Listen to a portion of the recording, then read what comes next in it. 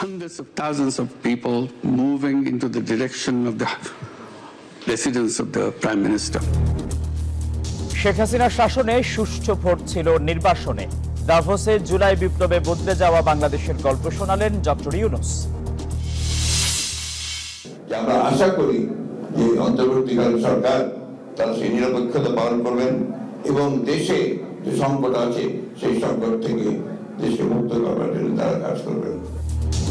ভোটের সময় নিরপেক্ষ সরকার চাইলেন ফখরুল। ফের ১-১১-র ইঙ্গিত দেখছেন উপদেষ্টা নাহিদ। রাজনৈতিক দলে যুক্ত হলে ছাড়তে হবে সরকারের পদ। যদি তারা কখনো মনে করেন নতুন কোনো দল গঠন প্রক্রিয়ায় তারা সম্পৃক্ত হবেন, তাহলে তারা তখন সরকার ছেড়ে দেবেন। সরকার ছেড়ে গিয়ে দল গঠন করতে পারে।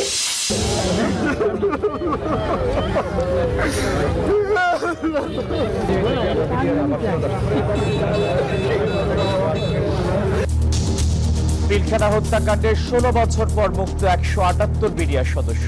কারা ফটকে আবেগ আপ্লুত স্বজনরা। আমি আমার বাবাকে কখনো সামনাসামনি দেখিনি বা কখনো ছুঁইনি, তো আজকে আমার বাবা ছাড়া পেয়েছে, আমি এই কারণে এখানে আসছি। আমরা অনেক খুশি। 16 বছর পর পাবো, সেই অনুভূতিটা বলতে পারতেছি না। এতটা ভালো লাগতেছে, এতটা। জিয়াউল আহসানের অবৈধ সম্পদ নিয়ে দুদকের মামলা। রিজার্ভ চুরির ঘটনায় সিআইডির তদন্ত এখতিয়ার বহির্ভূত। বিনামূল্যে বিতরণের পাঠ্য বই খোলা বাজারে বিক্রির পায়তারা। ঢাকা ও শেরপুর থেকে ১৯,০০০ বই উদ্ধার, আটক ৩। নিউ ইয়র্কের উৎসবের ক্যালেন্ডারে উঠল বাংলা নববর্ষ। স্টেট সিনেটে পহেলা বৈশাখ উদযাপনকে স্বীকৃতি। এবং বিপিএলে টানা ৮ ম্যাচে অপ্রতিরোধ রংপুরকে থামালো রাজশাহী। চট্টগ্রাম পর্বের শেষ ম্যাচে সিলেটকে ৬ উইকেটে হারালো খুলনা।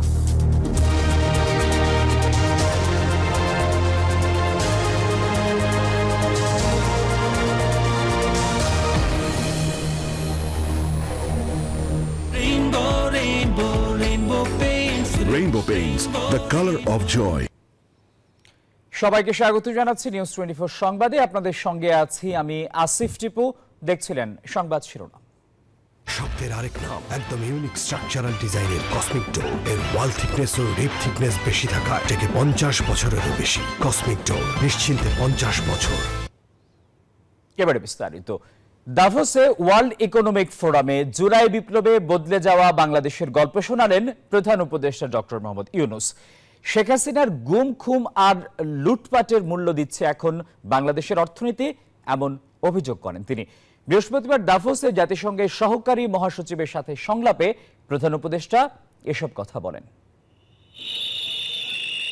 জুলাই গণঅভ্যুত্থানে শেখ হাসিনা দাপটের কাছে হার মানেনি বাংলাদেশ। পুলিশের গুলি, হামলা, নির্যাতনে থামাতে পারেনি বৈষম্য বিরোধী ছাত্রদের। বিপ্লবের সফলতায় ৫ আগস্ট শেখ হাসিনা সরকারের পতনের মধ্য দিয়ে শেষ হয় ৩৬ জুলাই বিপ্লব।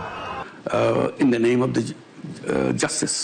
It's a fake justice. বদলে যাওয়া বাংলাদেশের তারুণ্যের গল্প সুইজারল্যান্ডের দাভোসে ওয়ার্ল্ড ইকোনমিক ফোরামে তুলে ধরলেন প্রধান উপদেষ্টা ডক্টর মোহাম্মদ ইউনূস। বৃহস্পতিবার জাতিসংঘের সহকারী মহাসচিব অস্কার ফার্নান্দেজ তারাঙ্কোর সাথে সংলাপে প্রধান উপদেষ্টা এসব কথা বলেন।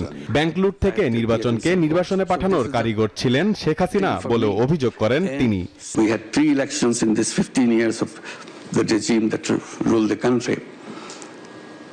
All fake elections.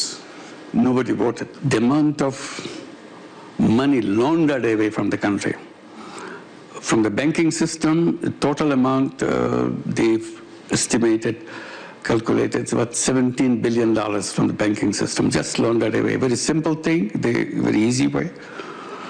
I think this should be recorded someplace, studied how governments can do that kind of plundering. বিগত সরকারের দমন পীড়নের উদাহরণ দিয়ে প্রধান উপদেষ্টা বলেন, গুম, খুন, জেল জরিমানার নজির স্থাপন করেন Sheikh Hasina. Many people disappeared, just not the shot the people, young people on the street. Throughout the 15 or 16 years of their rule, millions of people were put in jail. And I was one of them. জনতার ক্ষোভের মুখে শেখ হাসিনা দেশ ছেড়ে পালিয়ে যাওয়ার পরও দেশে তার দল নানা ষড়যন্ত্র করছে বলেও অভিযোগ করেন প্রধান উপদেষ্টা। The government which could not be brought down by any means because the election didn't work. Rishad Arnab, news 24, Dhaka. সুইজারল্যান্ডের দাভোসে ওয়ার্ল্ড ইকোনমিক ফোরামের চতুর্থ দিনে জাতিসংঘের সহকারী মহাসচিব অস্কার ফার্নান্দেজ তারানকোর সাথে সংলাপ করেন প্রধান উপদেষ্টা ডক্টর মোহাম্মদ ইউনূস। এছাড়াও বিভিন্ন দেশের বিনিয়োগকারীদের সাথে সাইডলাইন বৈঠক করেন তিনি। এই মুহূর্তে আমাদের সাথে সুইজারল্যান্ডের দাভোস থেকে সরাসরি যুক্ত হচ্ছেন বিশেষ প্রতিনিধি মারুফা রহমান। ধন্যবাদ আপনাকে। প্রচন্ড বৈরী আবহাওয়ার মধ্য দিয়ে কিন্তু আজকে দাভোসে ওয়ার্ল্ড ইকোনমিক ফোরামের চতুর্থ দিনের মতো বার্ষিক সম্মেলনটি চলছে এবং আজকে কিন্তু সকাল থেকেই প্রধান উপদেষ্টা দুইটি বৈঠক সাইডলাইন বৈঠক করে ফেলেছেন। এছাড়াও আমার কাছে যেই তথ্য রয়েছে, জেনেভার জাতিসংঘ মানবাধিকার বিষয়ক কার্যালয় থেকে জুলাই আগস্ট যে মানবাধিকার লঙ্ঘন জনিত যেই ঘটনাটি ঘটেছে এবং হত্যাযজ্ঞ ঘটেছে তার চূড়ান্ত প্রতিবেদনটি প্রকাশ করা হবে ফেব্রুয়ারিতে। তবে তার আগে বাংলাদেশকে সেই প্রতিবেদনটি দেখানো হবে বলে আমরা জানতে পেরেছি। এবং সেই সাথে আজকের এই বার্ষিক সম্মেলনে প্রধান উপদেষ্টা তার দিক থেকে জানিয়েছেন বাংলাদেশ এখন বিনিয়োগের জন্য প্রস্তুত। সুতরাং আজকের এই বিশ্ব দরবারে যে সমস্ত প্রভাবশালী দেশরা বা বিনিয়োগকারীরা এসেছেন তারা নিশ্চিন্তে বাংলাদেশে বিনিয়োগ করতে পারেন। এছাড়া আমরা জানতে পেরেছি একটি মানবিক বুদ্ধিদীপ্ত বিশ্ব গড়ার জন্য নতুন প্রজন্ম সহ যারা বিশ্বের প্রভাবশালী নেতারা আজকের এই ওয়ার্ল্ড ইকোনমিক ফোরামে অংশ নিয়েছেন তাদের সকলেই শপথ গ্রহণ করেছেন একটি বুদ্ধিদীপ্ত মানবিক এবং কল্যাণকর অর্থনৈতিক বিশ্ব গড়ার জন্য। 25 তারিখ অর্থাৎ পরশুদিন ওয়ার্ল্ড ইকোনমিক ফোরামের পর্দা নামছে এবং সে পর্যন্ত প্রধান উপদেষ্টার এখানে থাকবার কথা রয়েছে। তো সব মিলিয়ে এই ছিল আমার কাছে সর্বশেষ তথ্য। এই যে আমার ব্যাংক আরএফএল গ্যাস স্টোভ, এর সায়েন্টিফিক নজল আর ব্রাশ বার্নার তাপকে সমানভাবে ছড়িয়ে খরচ বাঁচায় 25%। আরএফএল গ্যাস স্টোভ নিরাপদ ও গ্যাস সাশ্রয়ী। 304 ফুড গ্রেড স্টেইনলেস স্টিলে তৈরি, যা নিশ্চিত করে জংবিহীন সিঙ্কের আজীবন নিশ্চয়তা। আরএফএল কিচেন সিঙ্ক, স্বাস্থ্যকর কিচেনের চিরস্থায়ী সমাধান। আবারও আলোচনায় ১-১১। বিএনপি মহাসচিব মির্জা ফখরুল ইসলাম আলমগীর বলেছেন, দায়িত্বশীলরা পক্ষপাতদুষ্ট হলে নির্বাচনের সময় অবশ্যই লাগবে নিরপেক্ষ সরকার। এদিকে বিএনপি মহাসচিবের নিরপেক্ষ সরকারের দাবি আরেকটা ১-১১ সরকার গঠনের ইঙ্গিত বলে মন্তব্য করেছেন তথ্য উপদেষ্টা নাহিদ ইসলাম। আর পরিবেশ উপদেষ্টা জানান, ভোটের সময় নিরপেক্ষ থাকবে অন্তর্বর্তী সরকার, আর ক্ষমতায় থেকে কোনো উপদেষ্টা যুক্ত হতে পারবেন না রাজনৈতিক দলে। সরকারের সঙ্গে শীতল হচ্ছে বিভিন্ন রাজনৈতিক দলের সম্পর্ক। কোনো কোনো ইস্যুতে অবস্থান ঠিক বিপরীত মেরুতে, এমনকি প্রকাশ্যে আসছে চরম মতবিরোধ। বিএনপির অভিযোগ, বিভিন্ন মহলে অন্তর্বর্তী সরকারের নিরপেক্ষতা নিয়ে প্রশ্ন উঠেছে। দায়িত্বশীলদের আচরণ পক্ষপাতদুষ্ট হলে আগামী নির্বাচনের সময় অবশ্যই নিরপেক্ষ সরকারের দরকার হবে বলে মন্তব্য করেন বিএনপি মহাসচিব। আমাদের আমলাতন্ত্র আগে যে ব্যবস্থা ছিল সেই ব্যবস্থায় তারা এখনো সচিবালয় থেকে শুরু করে সমস্ত প্রশাসনে তারা একইভাবে তাদের ভূমিকা পালন করছে। অন্তর্বর্তীকালীন সরকার যদি নিরপেক্ষ না থাকে তাহলে একটা নিরপেক্ষ সরকার দরকার হবে নির্বাচনের সময়।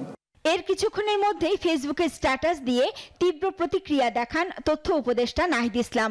বলেন, বিএনপি মহাসচিবের নিরপেক্ষ সরকার গঠনের দাবি মূলত আরেকটা ১-১১ গঠনের ইঙ্গিত বহন করে। নানা সমালোচনা করে লিখেন, মির্জা ফখরুলের এ ধরনের পরিকল্পনা গণতন্ত্র ও জাতীয় স্বার্থের বিরুদ্ধে যাবে, তা কখনোই মেনে নেবে না বাংলাদেশের মানুষ। এমন রাজনৈতিক বাহাসের মধ্যেই সরকারের অবস্থান জানতে সচিবালয়ে পরিবেশ উপদেষ্টা সৈয়দা রিজওয়ানা হাসানের মুখোমুখি নিউজ 24। উপদেষ্টা জানান, আগামী সংসদ নির্বাচনে নিরপেক্ষ ভূমিকা পালন করবে অন্তর্বর্তী সরকার। সরকার কিভাবে পৃষ্ঠপোষকতা করবে, সরকারের মধ্যে কে পৃষ্ঠপোষকতা করছে। তবে আশঙ্কার জায়গা থেকে ওনারা যেটা বলেছেন এটা একটা সতর্ক বার্তা হিসেবে নেওয়াই যায়। এই উপদেষ্টা আরো বলেন, কোন উপদেষ্টা নতুন রাজনৈতিক দলের সঙ্গে যুক্ত হলে থাকতে পারবেন না অন্তর্বর্তী সরকারে। করবে না, যদি কেউ দল গঠন করতে চায় সরকার থেকে চলে যাবে এবং তারপরে গিয়ে সে দল গঠন করবে। এর কিছুক্ষণ পর নিজের ভেরিফাইড ফেসবুক পেজে উপদেষ্টা আসিফ মাহমুদ সজীব ভুইয়া লিখেছেন, উপদেষ্টাদের কেউ রাজনীতি করলে সরকার থেকে বের হয়ে করবে। শাফিয়া রাসনা, নিউজ 24, ঢাকা। বিজলি কেবলস যে কোনো স্থাপনার বৈদ্যুতিক সংযোগকে রাখে নিরাপদ। এর স্কিন কোটেড ইনসুলেশন সম্পূর্ণ ফায়ার রিটার্ডেন্ট, তাই বিজলি কেবলস নিজেই নিজেকে নেভায়। বিজলি কেবলস, নিরাপদ আজীবন। দীর্ঘ 16 বছরের অপেক্ষার অবসান হলো। জামিনে মুক্তি পেলেন 178 বিডিআর সদস্য, যারা বিডিআর বিদ্রোহের ঘটনায় বিস্ফোরক আইনের মামলায় কেরানীগঞ্জ ও কাশিমপুর কারাগারে বন্দী ছিলেন। মুক্তির পর অন্যরকম এক পরিবেশ সৃষ্টি হয় কারা ফটকের সামনে।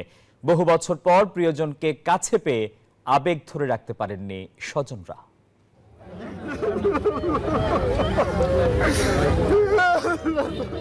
এ কান্না আনন্দের, এ কান্না ভালোবাসার, স্তব্ধ মনের তীব্র আবেগ 16 বছর পর প্রিয়জনকে কাছে পাওয়ার। চরম হতাশা অনিশ্চয়তা কাটিয়ে যখন মুক্তি মেলে প্রিয় ভাই কিংবা বাবার, তখন চোখের জলই আনন্দ হয়ে ওঠে, ভালোবাসায় ভরে ওঠে প্রিয় আলিঙ্গন। এমন একটি দিনের জন্য বছরের পর বছর অপেক্ষা করেছেন স্বজনরা। র্যাব, পুলিশ থেকে শুরু করে নানা মহলে করেছেন চেষ্টা তদবির। কেউ কেউ হয়তো আশাও ছেড়ে দিয়েছিলেন একটা সময়। খুব ছোটবেলায় তাকে দেখেছিলাম, তার আদর পেয়েছিলাম, এখন 16 বছর পর আবার তার আদর পাবো। আমার হাজবেন্ড আছে ভিতরে জেলখানায় 16 বছর ধরে। আমরা তো আশায় ছেড়ে দিছিলাম যে আমরা হয়তো আর পাবো না। ছাত্রদের বদৌলতে আমরা চাচাকে ফিরে পাচ্ছি, এই দিনটা দেখতে পাচ্ছি। গাজীপুরের কাশিমপুর কারাগার থেকে মুক্তি পেয়েছেন 127 জন। ফুল দিয়ে বরণ করে নিতে কারাগারের সামনে ভোর থেকে অপেক্ষায় থাকেন স্বজনরা। আনন্দমুখর কারা ফটক। ভালো লাগছে, খুশি লাগছে, আর বিবিটাররা আছে মুক্তি পায়। আজকে ঈদের মতো খুশি লাগতেছে, তাই না? ঈদের থেকেও ভালো লাগতেছে। বাকিরা মুক্তি পান ঢাকার কেরানীগঞ্জের কেন্দ্রীয় কারাগার থেকে। 16 বছরের বন্দিদশায় কেউ হারিয়েছেন যৌবন, কেউ হারিয়েছেন প্রিয় মানুষকে। আর এই মামলার রেশ ছাড়েনি তাদের পরিবারকেও। জীবন যৌবন সবে তো এখন শেষের দিকে। আমার বিয়ে শাদী করে দেন। আমার মামলা থাকার জন্য আমার সন্তান যোগদান করতে পারেনি বিসিএস 39তম বিসিএস এ যোগদান করতে পারেনি। না পাওয়ার এই বেদনার মাঝে এখন ভর করেছে অনিশ্চিত ভবিষ্যতের দুশ্চিন্তা। চাওয়া এই ঘটনায় প্রকৃত দোষীদের বিচার। আমি কি করে খাবো, কি কর্ম খাবো? আমার জায়গা জমিও নেই, শুধু বাড়ির ভিটা ছাড়া ঘরও নাই আমার। আমি যেহেতু নির্দোষ ছিলাম, আমি আমার চাকরি পুনরায় ফেরত চাই। পূর্ণ তদন্তের মাধ্যমে যাতে অপরাধের সাথে জড়িত তাদের পূর্ণ শাস্তি হোক, এটা আমরাও চাই।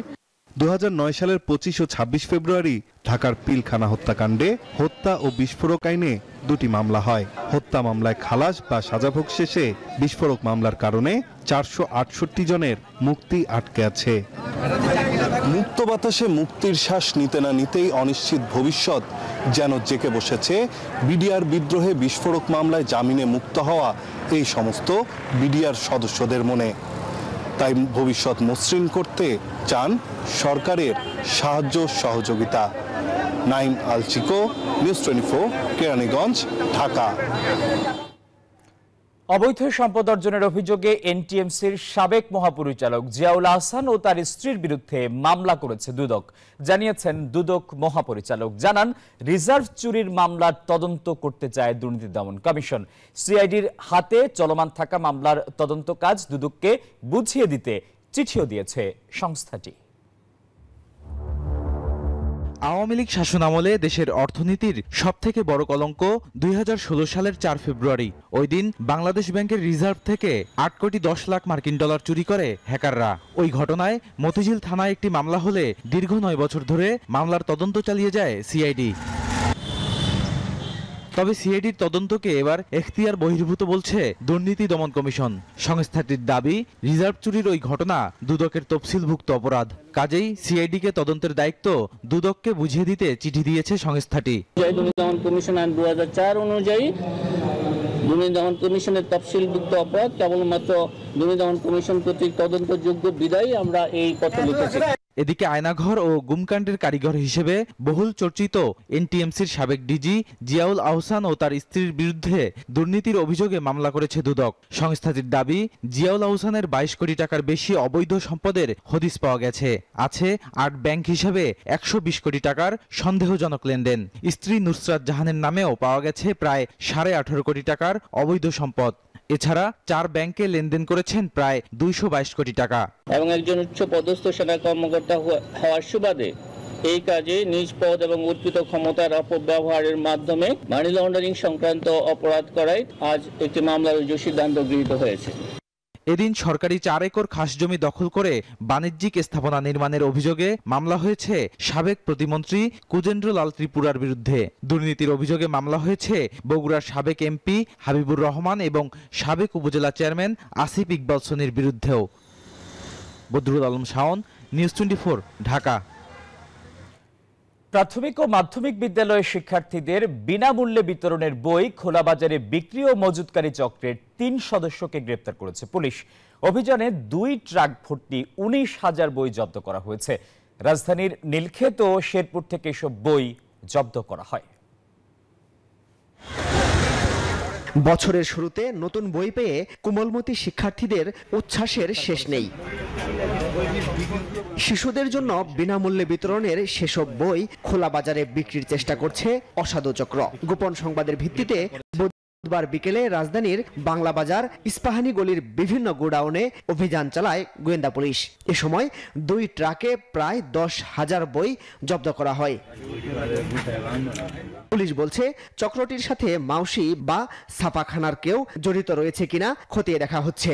অভিযান পরিচালনা করে সিরাজুল ইসলাম উজ্জ্বল এবং দেলোয়ার হোসেনকে আটক করে। এ সময় তাদের হেফাজতে থাকা প্রায় 10,000 বিনামূল্যে বিতরণের সরকারি বই উদ্ধার করা হয়। এছাড়াও কুড়িগ্রামের রৌমারী থেকে ঢাকায় পাচারকালে শেরপুরে ট্রাক সহ সরকারি প্রায় 9,000 বই আটক করেছে সদর থানা পুলিশ। এই ঘটনার সাথে কারা কারা জড়িত তাদের ব্যাপারে আমাদের নজরদারি আছে, আমাদের তৎপরতা আছে। যারাই জড়িত থাকুক, সরকারের যেহেতু ভাবমূর্তির একটা বিষয় এখানে জড়িত, আমরা তাদের আইনের আওতায় নিয়ে আসব। দেশের বিভিন্ন বইয়ের দোকানে বিনামূল্যে বিতরণের বই বিক্রি হচ্ছে কিনা সেখানেও গোয়েন্দা নজরদারি চলছে বলে জানিয়েছে পুলিশ। মাসুদ সুমন, নিউজ 24, ঢাকা। বিএনপির প্রতিষ্ঠাতা শহীদ প্রেসিডেন্ট জিয়াউর রহমান ও বেগম খালেদা জিয়ার ছোট ছেলে আরাফাত রহমান কোকর 10ম মৃত্যুবার্ষিকী আজ।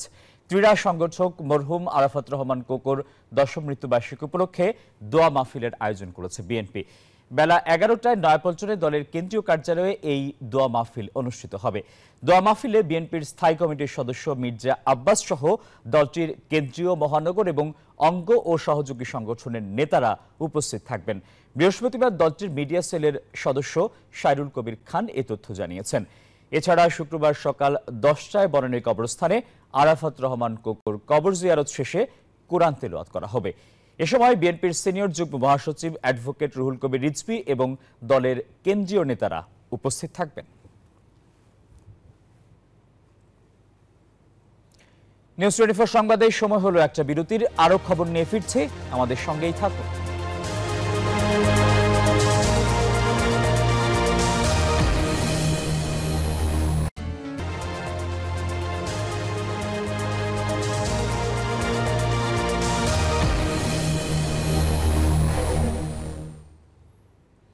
নিউজ 24 সংবাদে স্বাগত জানাচ্ছি আরও একবার। মানবতা বিরোধী অপরাধের মামলায় জামায়াত নেতা এটিএম আজহারুল ইসলামের মৃত্যুদণ্ডের রায়ের বিরুদ্ধে করা রিভিউ আবেদনের শুনানি পেছানো নতুন তারিখ আগামী 20 ফেব্রুয়ারি ধার্য করেছেন আপিল বিভাগ। বৃহস্পতিবার এই আদেশ দিয়েছে সর্বোচ্চ আদালত। 4 বিচারপতির বেঞ্চের একজন না থাকায় শুনানির দিন পিছিয়ে দেওয়া হয়েছে। মুক্তিযুদ্ধের সময় যুদ্ধ অপরাধের দায়ে 2014 সালের 30 ডিসেম্বর জামাতের সহকারী সেক্রেটারি জেনারেল আজহারকে মৃত্যুদণ্ড দেন আন্তর্জাতিক অপরাধ ট্রাইব্যুনাল। ওই রায়ের বিরুদ্ধে আপিল করেন তিনি।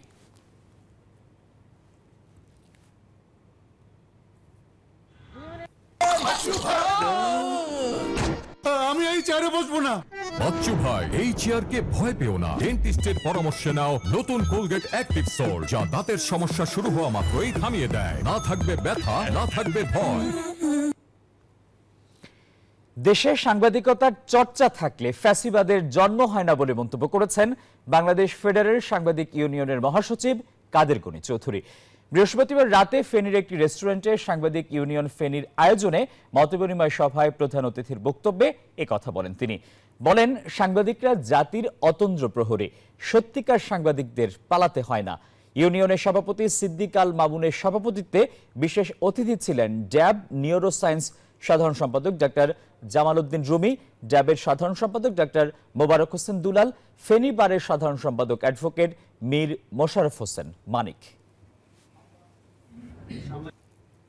যারা সঠিক সাংবাদিকতা করেন তাদেরকে পালাতে হয় না, সঠিক সাংবাদিক হলে পালাতে হয় না, জনগণ আপনার পাশে এসে দাঁড়াবেন। আর অপসাংবাদিকতা, হলুদ সাংবাদিকতা, তথ্য সন্ত্রাস করবেন, দলদাসগিরি করবেন, জনগণ কর্তৃক দীক্ষিত হতে হবে। আমি সুস্পষ্টভাবে বলি, সত্যিকার সাংবাদিকতা যদি থাকে সেই দেশে কখনো স্বৈরাচার ফ্যাসিবাদের জন্ম হতে পারে না। এলো instant milk powder happy cow, যেমন সাশ্রয়ী তেমনি পুষ্টিগুণে ভরপুর। আর এটা নিউজিল্যান্ডের গরুর দুধ। হ্যাপি কাউ, গরুর দুধের স্বাদ সবাই পাক। কৃষি প্রক্রিয়াজাত খাদ্যদ্রব্যের উপর বর্ধিত ভ্যাট ও সম্পূরক শুল্ক প্রত্যাহারে সরকারের প্রতি আহ্বান জানিয়েছে বাংলাদেশ অ্যাগ্রো প্রসেসর্স অ্যাসোসিয়েশন। বিকেলে আগারগাঁও রাজস্ব ভবনে এনবিআর চেয়ারম্যানের সাথে দেখা করে শুল্ক বাড়ানোর ঘটনায় উদ্বেগের কথা জানান নেতৃবৃন্দ। বলেন, শুল্ক বাড়ালে খাদ্যদ্রব্য আরও বেশি দামে কিনতে হবে ক্রেতাদের। আশপাশের অনেক দেশের তুলনায় দেশে ভ্যাটের পরিমাণ অত্যাধিক বলেও জানান তারা। বর্ধিত ভ্যাটের অন্তর্ভুক্ত হলে 5 ও 10 টাকার কোনো খাদ্যপণ্য উৎপাদন করা সম্ভব হবে না বলেও জানান উৎপাদনকারীরা। অন্যদিকে ভোক্তারা ক্রয় ক্ষমতা হারালে অনেক শিল্প কারখানা বন্ধ করে দিতে হবে জানিয়ে বাড়তি শুল্ক প্রত্যাহারের দাবি জানানো হয় সংবাদ সম্মেলনে।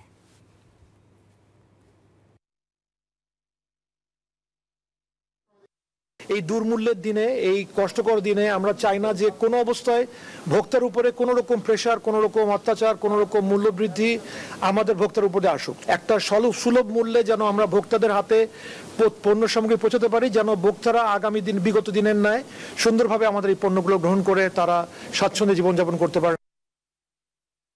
পরীক্ষা ও ক্লাস চলার কারণে ডিসেম্বর ও জানুয়ারিতে স্থানীয় সরকার নির্বাচন না করার পরামর্শ দিয়েছেন অংশীজনরা। পাশাপাশি নির্বাচনে কোনো শিক্ষা প্রতিষ্ঠানের ক্ষতি হলে স্থানীয় সরকার মন্ত্রণালয়কে তা ভর্তুকির দাবি তাদের। বৃহস্পতিবার সকালে জাতীয় স্থানীয় সরকার ইনস্টিটিউটে বাংলাদেশ স্থানীয় সরকার ব্যবস্থা কার্যকর ও শক্তিশালী করতে সহযোগী সংস্থা ও বিভিন্ন নেটওয়ার্ক সমূহের পক্ষ থেকে প্রস্তাবিত সুপারিশসমূহ তুলে ধরতে স্থানীয় সরকার সংস্কার বিষয়ক অংশীজন পরামর্শ সভায় এমন দাবি করেন তারা। এছাড়াও দলীয় প্রতীকে নির্বাচন না করা, সংরক্ষিত আসনে বাজেট বৈষম্য না রাখা, জাতীয় সরকারের সাথে সম্পর্ক নষ্ট সরকারের সাথে স্পষ্ট করার মত দেন তারা। পরিবর্তন হচ্ছে সংস্কার। সংস্কার তো এরকম শুনতে খুব ভালো লাগে, কিন্তু করতে খুব খারাপ লাগে। শুনতে খুব ভালো লাগে সংস্কারের কথা, শুনতে খুব ভালো লাগে, কিন্তু এটা করা খুব ডিফিকাল্ট। কারণ এটা পেইনফুল ওয়ার্ক, অনেক চ্যালেঞ্জিং ওয়ার্ক, এবং এটা সবাইকে সমানভাবে গ্রহণ করার ধরনের একটা সমস্যা।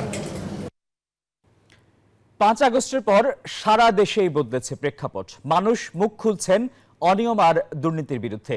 তবে গোপালগঞ্জে সাবেক আইজিপি বেনজিরের সাভানা ইকো রিসোর্টে যাদের জমি দখল করা হয়েছে বলে অভিযোগ, তাদের জীবনে বদলায়নি কিছুই। বিচার পাওয়া তো দূরের কথা, উল্টো এখনো তাদের দিন কাটে ভয় আর আতঙ্কে। বেনজির আহমেদের বিরুদ্ধে মুখ খোলায় অনেকের নামে দেয়া হয়েছে মামলাও। তবে কি সেখানে এখনো রয়েছে বেনজির আহমেদের ভূত? গোপালগঞ্জ থেকে ফিরে বিস্তারিত জানাচ্ছেন মাসুদা লাবনী।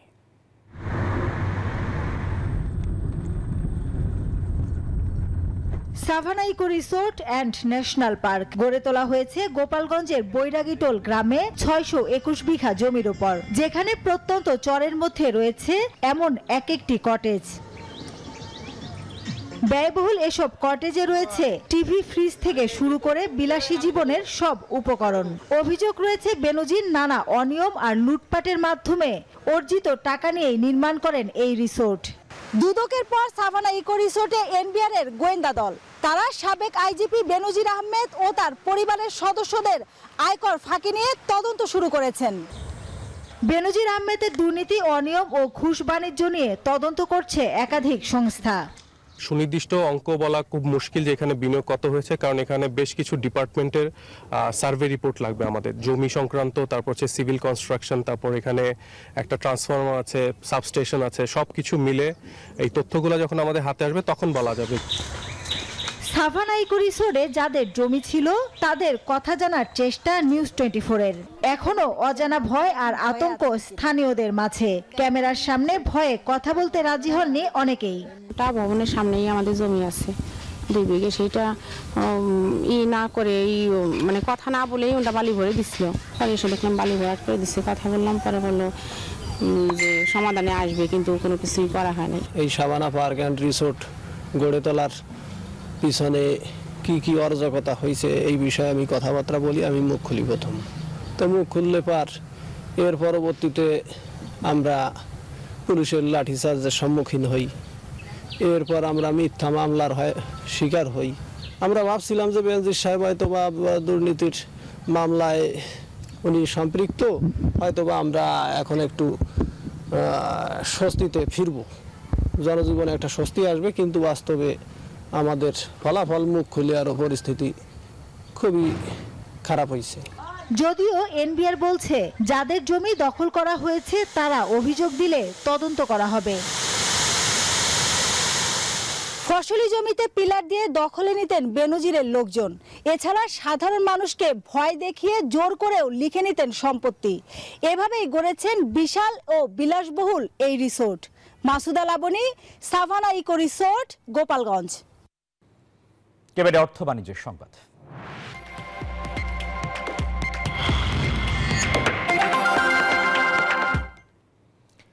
বেক্সিমকো ইন্ডাস্ট্রিয়াল পার্কে বন্ধ থাকা 16 কোম্পানির মধ্যে রপ্তানি বাণিজ্যের সাথে যুক্ত 11টি কারখানা সচল করতে সরকারের হস্তক্ষেপ চেয়েছেন প্রতিষ্ঠানটির শ্রমিক কর্মচারীরা।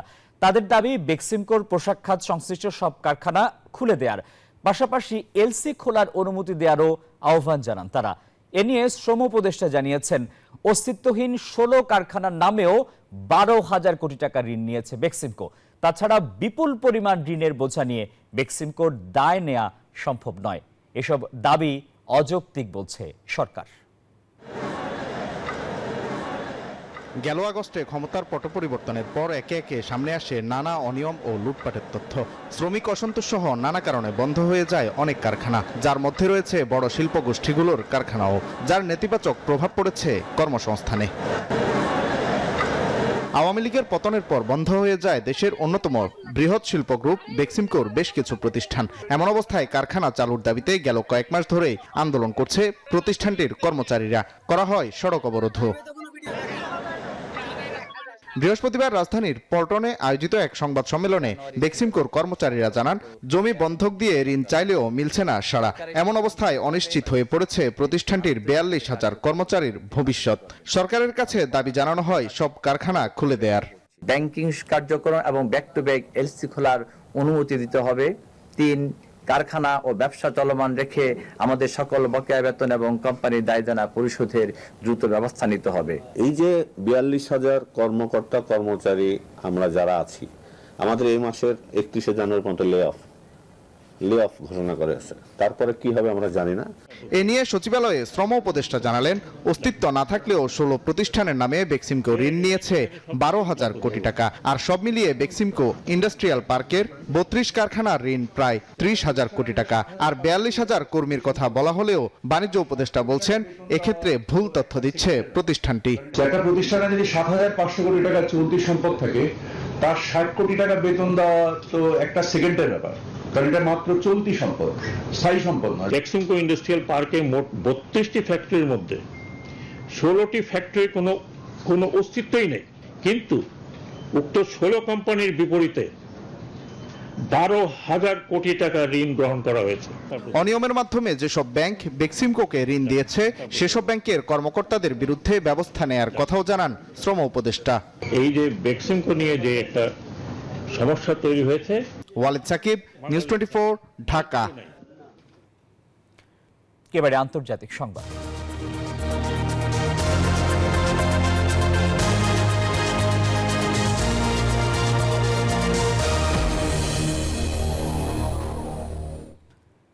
বাঙালির চিরন্তন উৎসব পহেলা বৈশাখকে স্বীকৃতি দিল নিউ ইয়র্ক স্টেটের সর্বোচ্চ আইন প্রয়োগকারী সংস্থা স্টেট সিনেট।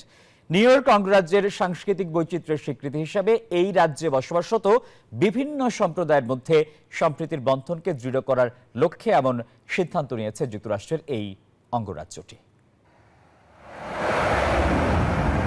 প্রতি বছর প্রায় 10,000 বাংলাদেশি যুক্তরাষ্ট্রে আসেন স্থায়ীভাবে বসবাসের জন্য। যাদের অধিকাংশের আবাসস্থল হয় নিউ ইয়র্ক। আর পুরো যুক্তরাষ্ট্রে বাংলাদেশের সংখ্যা 10 লাখেরও বেশি। নিউ ইয়র্ক অঙ্গরাজ্যের সর্বোচ্চ আইন প্রয়োগকারী সংস্থা স্টেট সিনেট মনে করছে বাংলাদেশ ও পশ্চিম বাংলা থেকে আগত বিপুল সংখ্যক অভিবাসী এই অঙ্গরাজ্যে নানাভাবে গুরুত্বপূর্ণ অবদান রাখছেন। তাদের অবদানের প্রতি সম্মান জানিয়ে প্রতি বছর 14 এপ্রিল পহেলা বৈশাখকে অঙ্গরাজ্যটির বাংলা নববর্ষের দিন হিসেবে স্বীকৃতি দেওয়ার সিদ্ধান্ত নেয় স্টেট সিনেট। সিনেটের যে 234 প্রস্তাবে বলা হয়েছে পহেলা বৈশাখ বাঙালির জীবনে অত্যন্ত গুরুত্বপূর্ণ একটি দিন। গত কয়েক বছর ধরে নিউ ইয়র্কের টাইমস স্কোয়ারে উৎসব মুখরভাবে এই দিনটি পালন করে আসছে বাঙালি সম্প্রদায়ে। নিউ ইয়র্কের সামাজিক সাংস্কৃতিক সংগঠন মুক্তধারার প্রধান নির্বাহী বিশ্বজিৎ সাহার উদ্যোগে সিনেটর লুইস সেপলভিটা সিনেটে প্রস্তাবটি তুলে ধরেন। গত 22 জানুয়ারি তা গৃহীত হয়। অসাম্প্রদায়িক বাংলাদেশ গড়ার প্রত্যয় নিয়ে একই সঙ্গে প্রস্তাবে নিউ ইয়র্কের স্টেট সিনেটর যুক্তরাষ্ট্রে বিশেষ অবদানের জন্য শিকাগো টাওয়ার খ্যাত প্রকৌশলী FR Khan, living the world behind খ্যাত রুমানা আলম, লেখক ঝুম্পা লাহিড়ী, অমিতাভ ঘোষ, ইকবাল কাদির, ইউটিউবের কো ফাউন্ডার জায়েদ করিম, খান একাডেমির ফাউন্ডার সালমান খান, ওমর ইশরাক সহ কৃতি বাঙালিদের নাম বিশেষভাবে উল্লেখ করেন। শাহ আলী জয়, নিউজ 24, ঢাকা। ক্যালিফোর্নিয়ার লস অ্যাঞ্জেলেসে আবারও নতুন করে ছড়িয়ে পড়ছে দাবানল। স্থানীয় সময় বুধবার থেকে শহরের উত্তরাঞ্চলে ঝোড়ো বাতাসের কারণে দ্রুত গতিতে ছড়াচ্ছে দাবানলটির আগুন। নিয়ন্ত্রণহীন এই দাবানলে মাত্র 2 ঘন্টায় 9000 একরের বেশি এলাকা পুড়ে গেছে। প্রবল বাতাস ও শুকনো ঝোপঝাড়ের কারণে আগুন দ্রুত ছড়িয়ে পড়ায় 31,000-এর বেশি মানুষকে বাধ্যতামূলকভাবে সরিয়ে নেয়ার নির্দেশ দেওয়া হয়েছে। এদিকে ক্যালিফোর্নিয়ার দক্ষিণাঞ্চলের ভয়াবহ দাবানল নিয়ন্ত্রণে এলেও এখনো জারি রয়েছে রেড ফ্ল্যাগ সতর্কতা।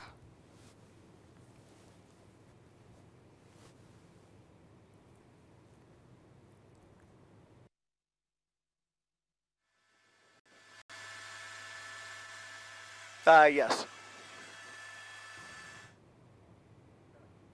এবারে জানাবো খেলার সংবাদ।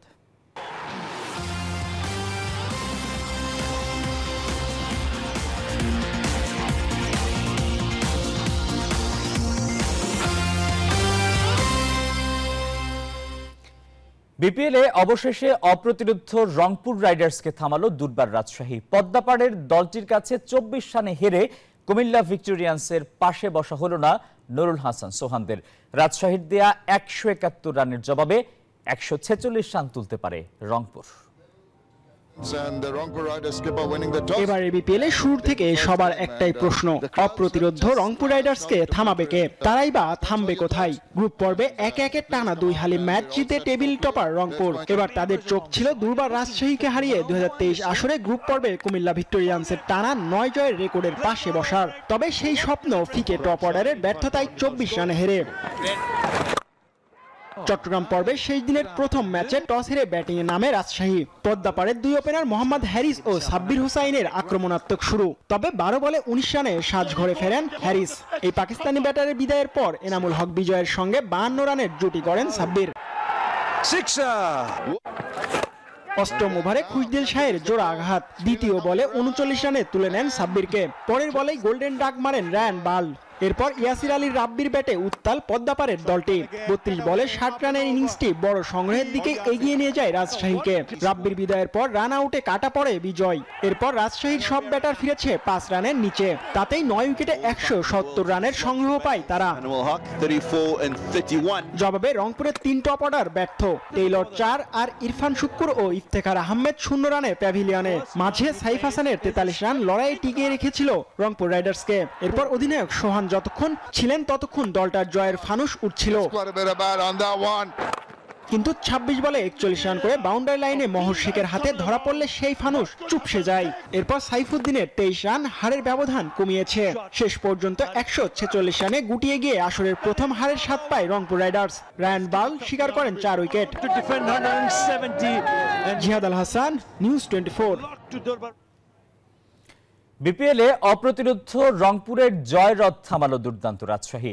চট্টগ্রাম পর্বের শেষ ম্যাচে তাসকিনদের জয় 24 রানে। কেন বা কি কারণে উড়ন্ত রংপুরকে থামতে হলো এমন প্রশ্নে সোহান বললেন, প্রতিপক্ষ তাদের চেয়ে ভালো ক্রিকেট খেলছে। উইকেট নিয়ে কোনো অভিযোগ না থাকলেও বলেন বাউন্ডারি সীমানা খুব বড় বা খুব ছোট রাখা উচিত নয়। বিপিএল এর শুরু থেকে রাইডার্সরা প্রতিপক্ষকে যেভাবে ক্ষতবিক্ষত করেছে ঠিক তার বিপরীত চিত্র দেখা গেল চট্টগ্রাম পর্বের শেষ ম্যাচে। রাজশাহীর বিপক্ষে কোনোভাবেই যেন নিজেদের মেলে ধরতে পারেনি রংপুর রাইডার্স। ফলাফল টানা ৮ জয়ের পর হারের স্বাদ পেল সোহানরা। সংবাদ সম্মেলনে হারের কারণ ব্যাখ্যা করতে গিয়ে সোহান জানালেন এ ম্যাচে নিজেদের সেরাটা দিতে পারেননি তার দল। অবশ্যই এটা অ্যালার্মিং আমাদের সাইড আমাদের জন্য। আমার কাছে মনে হয় যে সবাই সবার জায়গা থেকে অবভিয়াসলি চিন্তা করতে পারবে এবং আমার কাছে মনে হয় যে ক্রিকেট জিনিসটা এরকম যে ভালো ক্রিকেট খেলেই জিততে হবে। নর্মালি আপনি আসলেন জিতবেন এটা আশা করা ঠিক না। বিপিএল এর শেষ লগ্নে এসে সোহান বলেন সুযোগ সুবিধা বাড়ালে আরো দর্শক প্রিয়তা বাড়বে বিপিএল এ। আমাদের এটা বুঝতে হবে যে বিপিএলটা একটা প্রফেশনালিজম আছে এখানে। আমার কাছে মনে হয় যে কিছু জিনিসগুলো রয়েছে যেগুলো আরো বেশি ইমপ্রুভ করা যায় টিমগুলোর জন্য। আমার কাছে মনে হয় রংপুর, বরিশাল, ইভেন চিটাগাংয়েও আমার কাছে মনে হচ্ছে। তো এই জিনিসগুলো প্রফেশনাল ওয়েতে ডিল করলে অনেক বেশি ক্রাউডেরও আসবে। এ আসরে উইকেট নিয়ে প্রশংসা করলেও বাউন্ডারি লাইন বেশি ছোট বা বেশি বড় না রাখার কথা জানালেন রংপুরের ক্যাপ্টেন। আমার কাছে মনে হয় যে বড় বাউন্ডারি বা ছোট বাউন্ডারি, হ্যাঁ অবভিয়াসলি আমার কাছে মনে হয় যেটা স্ট্যান্ডার্ড ওইটাই থাকা উচিত। চট্টগ্রাম পর্ব শেষে পয়েন্ট টেবিলের ১ নম্বর অবস্থান ধরে রেখেছে রংপুর রাইডার্স। সুখন সরকার, নিউজ 24। বিপিএল এ চট্টগ্রাম পর্বের শেষ ম্যাচে সিলেট স্ট্রাইকার্সকে ৬ উইকেটে হারালো খুলনা টাইগার্স। সিলেটের দেয়া ১৫৩ রানের টার্গেটে ১ বল হাতে রেখে জয় তুলে নিয়েছে রূপসাপাড়ের দলটি। টসে জিতে ব্যাট করতে নেমে শুরুতেই রনি তালুকদারের উইকেট হারিয়ে চাপে পড়ে সিলেট। তবে হেনরি জর্জের ৫৮ রানে সেই চাপ দূর হয় তাদের। এরপর জাকির হাসানের ৪৪ রানের সুবাদে ৯ উইকেটে ১৫২ রানের সংগ্রহ পায় স্ট্রাইকার্সরা। খুলনা মাঝারি রানের লক্ষ্য পেয়ে ওপেনিংয়ে অধিনায়ক মেহেদী মিরাজ ৫০ বলে ৭০ রান করে দিয়ে দলের জয়ের ভিত করে দেন। এরপর অ্যালেক্স রস অপরাজিত ২০ ও উইলিয়ামসন বসিস্তো ১৯ রান করে দলের জয় নিশ্চিত করে মাঠ ছাড়েন। এই জয়ে ৯ ম্যাচে ৪ জয়ে ৪ নম্বরে থেকে চট্টগ্রাম পর্ব শেষ করল খুলনা।